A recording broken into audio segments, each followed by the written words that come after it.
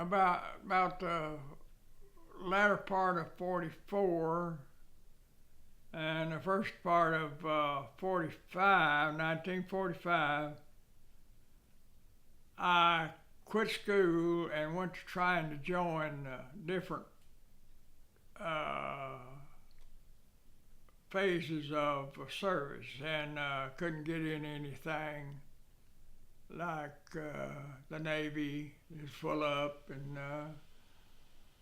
Army, the different phases. Marines is even full up. I don't know why, but then they full up. So the Army was everything is open.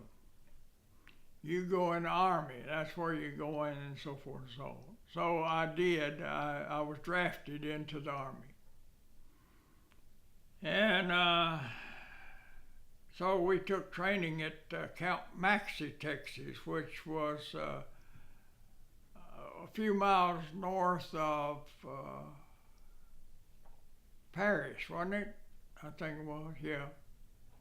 And that's where I took 17 weeks of training to fight the Japs because the war in in Germany was just about to come to an end, and Japan was the only one that we had to fight.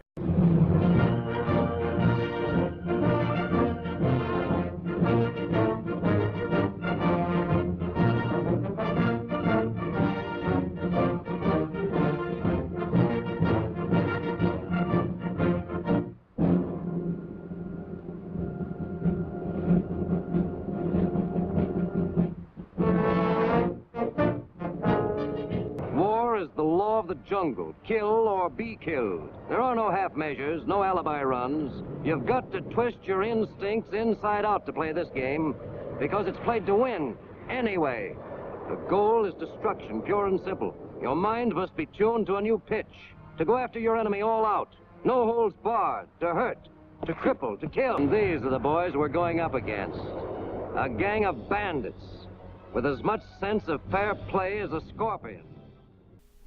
There's an old boy that was really good at putting those guns on target. And he would put it, the old sergeant would holler out what target he wanted on. He put it on New York Minute. Rest of us had to sit there and get it as, yes, right, And the old sergeant says, now this is a second sergeant. He's up there.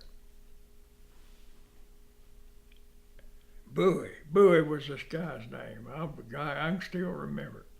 He said, Bowie, if you don't get that damn gun on the target, says, we're going to see about that, see what we can do about that. And old Bowie just pushed himself away and says, it's on target.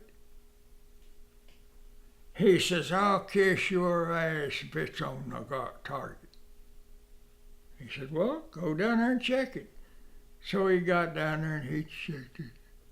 Got down on his belly and he looked through that machine gun's target. He got up, he walked around the circle a little bit, went, laid down again.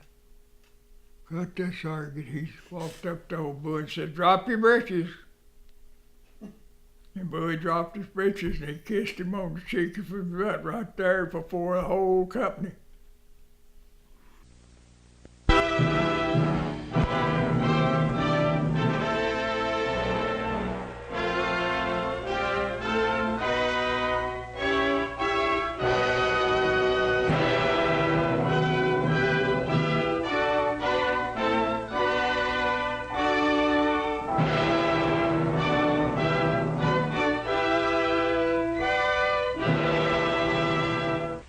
The Japanese are not easy to know. I've lived among them for 10 years, and I can testify that they are as different from ourselves as any people on this planet. The real difference is in their minds. You cannot measure Japanese sense of logic by any Western yardstick. Their weapons are modern, their thinking 2,000 years out of date. The Army of Japan is a well-trained, sternly disciplined force of fanatics steeled to reckless courage by a primitive moral code which assures to every man who dies in battle an immortal life among the Shinto gods. Efforts to hold down prices have failed, and inflation has decreased the purchasing power of the yen. Japan's gold supply is carefully hoarded, no longer forms a basis for her money, but Tokyo's bankers see their turn coming later. Greatest single source of Japan's fighting men is its peasant population, long used to hard work and self-denial. Toiling from before dawn to long after sunset, the farm family accepts hard work and squalor with the unfeeling stoicism of a disciplined race. Never an inventive or creative people, the Japanese have always depended on the scientific and industrial knowledge of the Western world. And now that they are at war with Britain and the United States, they find their chief source from which to borrow fast-changing production techniques in Nazi Germany.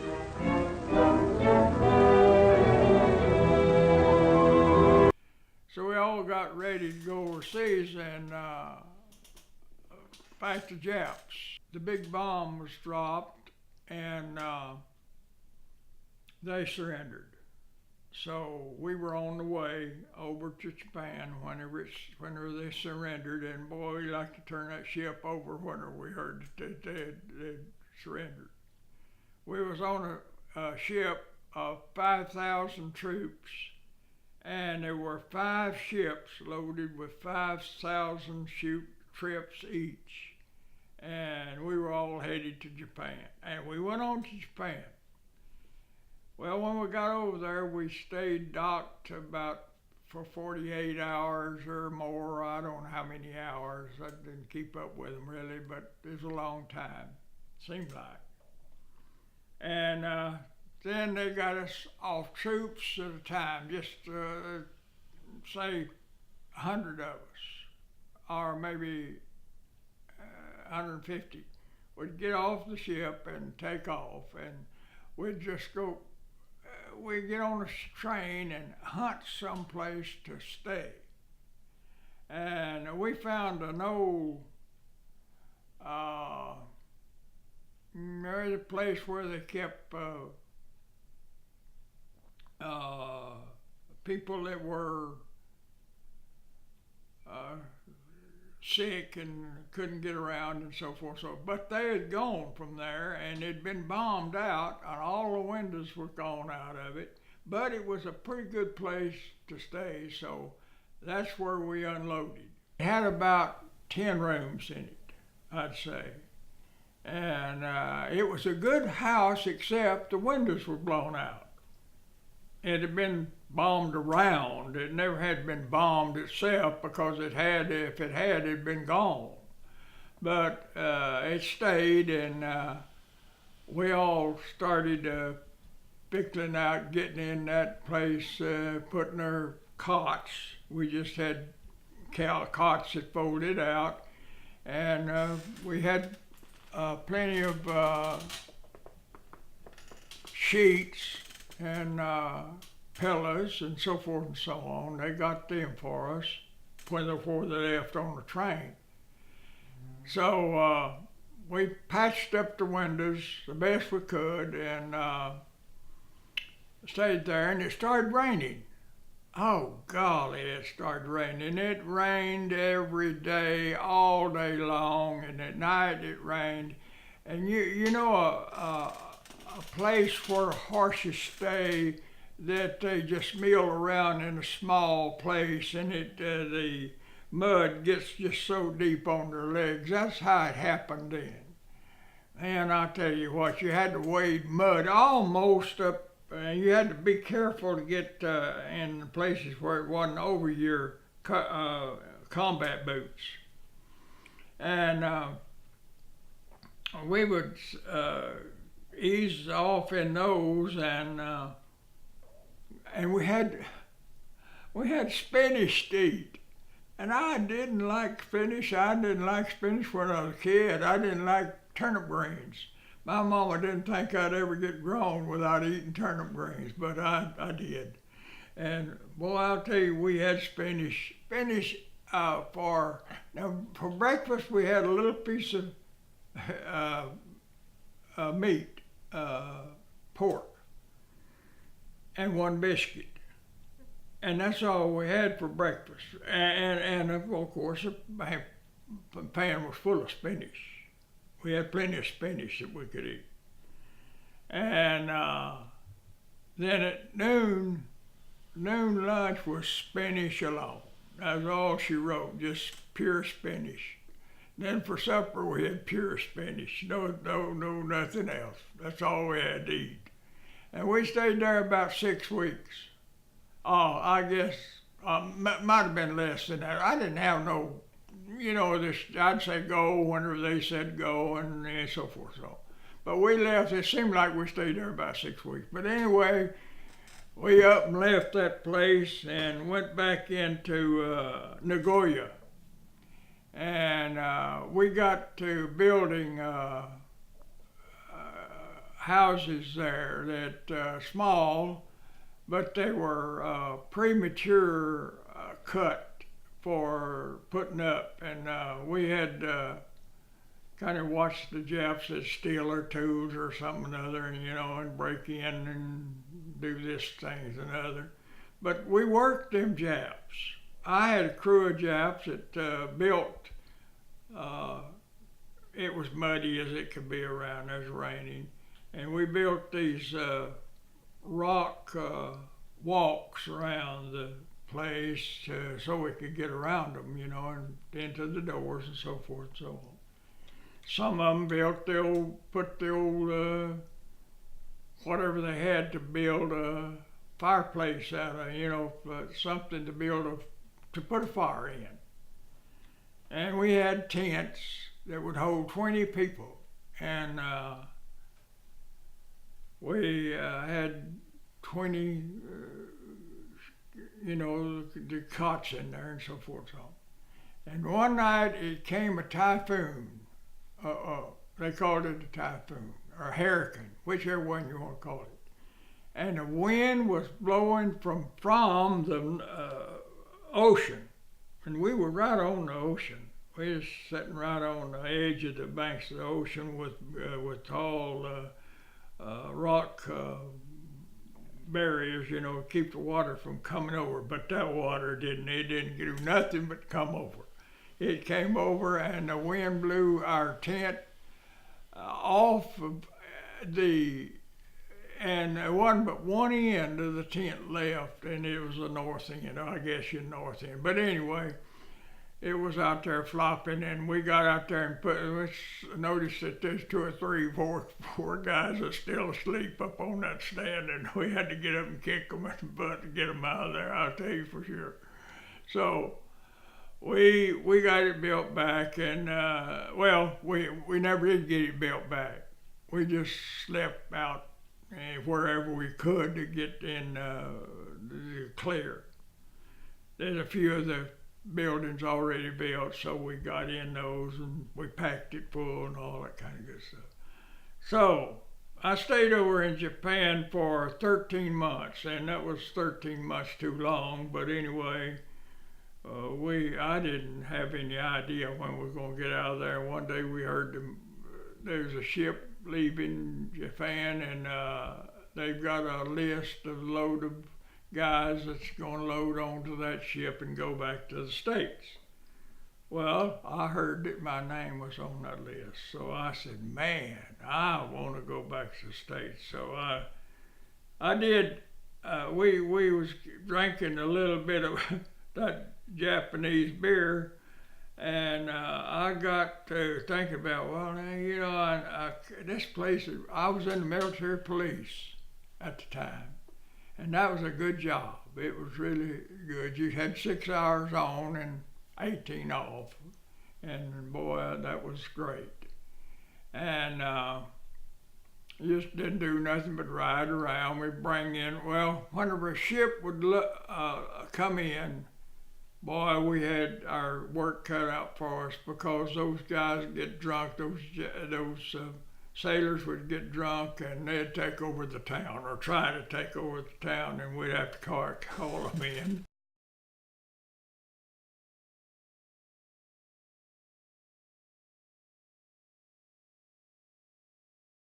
Oh, it was terrible. It was terrible. The place was tore all to pieces. Japan was a wreck. They had bombed it from one end to the other. Man, it wasn't hardly anything that wasn't. They tried to save the municipal buildings and so forth and so on, so whenever they got in there, they could take them over and use them.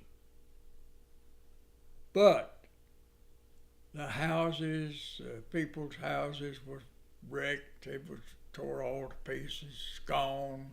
They built their houses out of cardboard and pieces of lumber that they'd picked up on the beach of the place. We went into Hiroshima one morning on a Jeep. We had gotten a Jeep, and there's 4 or 5 of us loaded on that Jeep and went to Hiroshima. It was one of the places I can't remember that the bomb had struck. And there's only one building, and it was a church building that was stayed there. Shadows of the posts on Yorozuyo Bridge indicate the direction of the explosion. 6/10 of a mile from 0 point, the bridge floor is etched except where shielded by the railing. Outlined in the surface of the bridge is the shadow of a pedestrian, which tells its own meaningful story.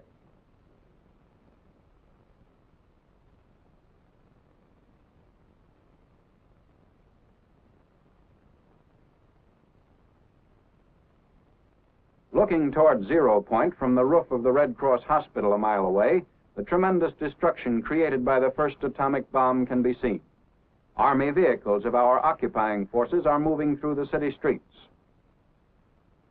Looking west, still a mile from 0 point, the only sign of a small industrial plant is a lone concrete smokestack. Temporary housing facilities built with scrap material have been thrown up in the area. What were you doing in Hiroshima at the time of the explosion? Well, my philosophical class was evacuated from Tokyo to Hiroshima about 5 months ago, and I was staying with my class at a house of studies at the outskirts of the city of Hiroshima. Could you describe exactly what happened in the morning of August the 6th? I was in my room, which faces the valley, and suddenly I saw a light, like magnesium light, flashlight, which filled the whole valley. And looking out of my window to find out the reason for this peculiar phenomena, I saw nothing besides this light. And turning from the window to the door of my room, I heard a crash. It may have been 10 seconds after seeing the light, the flashlight. And immediately I was covered with splinters of the window frames and glass sticking into the walls and actually in my flesh itself. After a while, we saw a procession of people coming from the outskirts of the city up the valley. Many of them, most of them, were wounded, especially the parts of the body which were not covered by clothes, like hands, feet, back.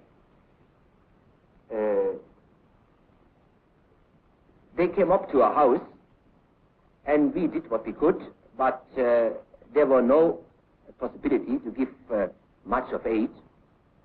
As a matter of fact, we used all our grease we had at that wartime in the house, and it was exhausted in a moment. How many people do you think were killed? All of us who lived through this experience at the spot estimate the numbers of deaths at least at 100,000. This estimate is not based on official figures, but just on a knowledge of special groups under the population. Tell me a little about the Japanese reaction towards the Americans and towards the atomic bomb. Neither myself nor anybody of our fathers heard a single outburst of hate against the Americans in those terrible days.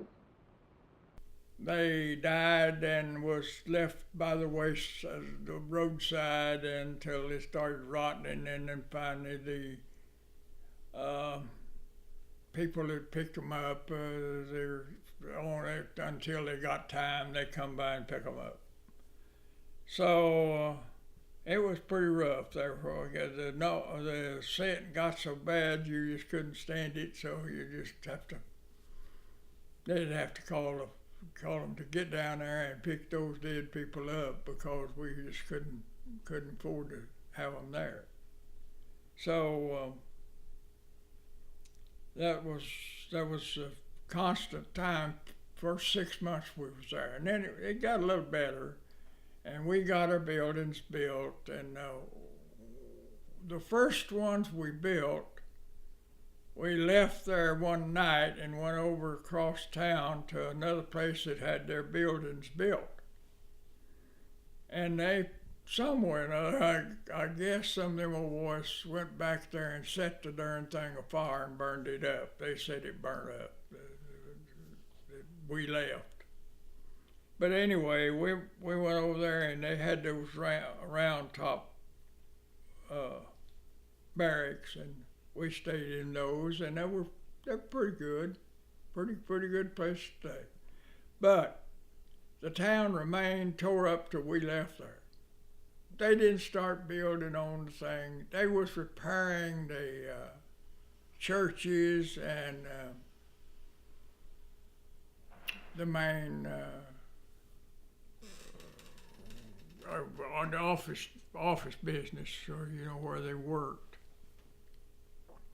And for the most part, but it was a terrible situation until, well, about 6 months it got straightened out. This story I want to tell it's kind of funny. I was a truck driver before I was a military policeman. I drove a 6x, and a 6x is y'all don't know what a 6x is, I guess. It's a six-wheeler. It's 4 wheels on the back of the truck and 2 wheels up front. It drove just like a car, just drive it. It was a truck to haul military or haul whatever you needed to haul in. So I was a truck driver, and I drove one of those. So one Sunday morning, I was still sleeping in around 8 o'clock or 9. Well, maybe it's earlier than that. But anyway, they come in, woke me up, said they needed a truck driver. Well, I said, aren't there anybody, the other boys, the truck drivers, they're all gone. It's going out round crowds and round. This is on Sunday morning. And so I said, well, okay, I'll go eat my breakfast and I'll be over there in a little bit. So I went and ate my breakfast, and I got over there and I said, where am I going? He says, you're going to the depot. And I said, well, where is it? So he gave me a map where it was, and he says, now you go out there and you get in that biggest truck they got on the lot. And so I went out there and looked at those trucks. I saw a truck out there. I said, no, it can't be that one. It's just too big, you know. So I went back in there and I said to the sergeant, I said, which one of those trucks you want me to haul go over there in? He says, golly, so I'm going to have to go out there and point my finger at it. And so he went out there and he says, that one right there, the biggest truck, I tell you what, it was a 18-wheeler, and it had a big, I tell you, it was terrible. It was a Montoncious truck. Well, I never had driven any of those trucks. I said, I never have driven. He said, well, that's the truck you got to take. So that's what one told me you were to take. I said, golly whiz. So I got in it and couldn't find the starter. So he told me, says, the starter is down here, right down here. Well, that was where the Model T starters was when I was growing up. They were right down in the floorboard. So I hit it, and it started cranking. So I cranked it up and got it in some speed and got it moving, finally. It'd back up, it'd go forward, and I got it moving at a fair speed where it wouldn't die. And I took off out through the gate, and the thing wouldn't stop when I put on the brake, so I went and asked Kim about it. He always says you've got to turn on the air. Says they turn off the air, they let the air out of them every night whenever they get out of them, so you got to turn on the air. So I went around there and I said, well, where's the air? So he showed me and I turned it on. I think I took the corner out of nearly every Japanese shack that is on the road because I cut them corners and I cut them too short. I just kept going. I just kept dragging them corners off them buildings. And went on over to the depot, and the guy said, I said, I've come over here after a load of, well, he said, you got to load up a load of Japanese and take them back over there to your camp, says they got to work today. So I said, okay. And he loaded, let me tell you what, I had Japanese all over that truck, all in it, full up inside, and it's hanging on the sides, and some was on the from the windshield, so I couldn't even see out to drive, so I had to make them get off and ride on the fender. So I got about halfway back home, and the police, the MP stopped me. Says, where in the world are you going with that load of Japs? I said, well, I'm going to a camp over here. I named that camp. I can't remember now what it was. But anyway, he says, well, you got to take about half of them Japs off there. It's usually loaded, man. Now, you're not supposed to call that many Japs. I said, well, they load them up, and I'm supposed to take them where the address was. No, he said, you got to unload them. So I unloaded about half of them and took the other half back and unloaded them, and then went back and picked these up that I'd unloaded and took them on to the camp. That was awfully. It took me about dinner to get them Japs over there to where they're supposed to work. Well, I finally got them over there, and I took that truck back, and I said, don't ever ask me to haul anything else in that bigger truck. It's just too big.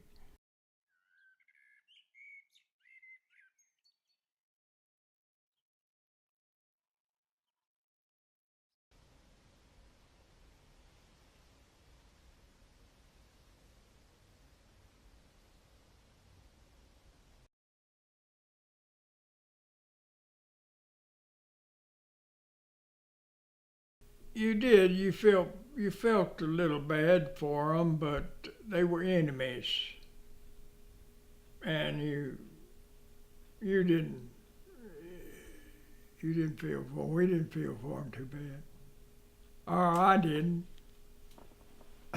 they were